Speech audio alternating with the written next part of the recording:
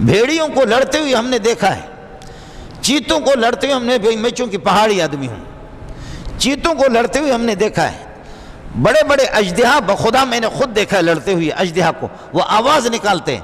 بعض اژدہا اس قسم کے ایسی ان کی آواز پہاڑ کے اندر آواز، بعض گشت کے اندر ان کی آواز باقاعدہ گونجتی ہے۔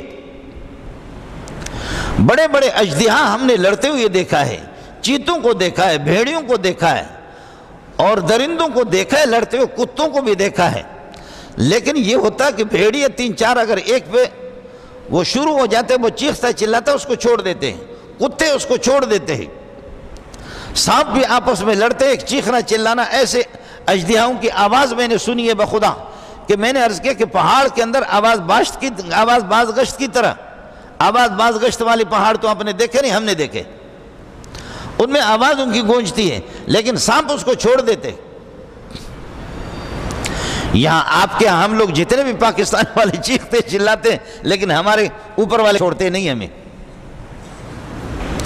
ہم مظلومی کا اظہار بھی کرتے ہیں، ہم روتے بھی، لیکن ہم کو کوئی چھوڑتا ہی نہیں ہے۔ درندے چھوڑ دیتے، یہاں چھوڑتے بھی نہیں ہے۔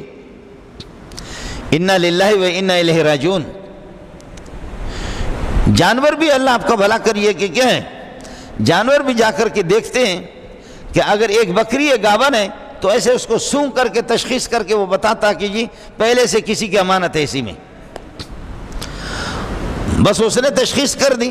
اب وہ بکری وہ بکرا اس بکری کے ساتھ وہ نہیں کرے گا، یہاں تو وہ مسئلہ نہیں ہے، اگر کوئی خاتون کسی کے نکاح میں تب بھی کوئی مسئلہ نہیں ہے۔ اس سے بڑا بغیرت کائنات کے اندر کون ہوگا؟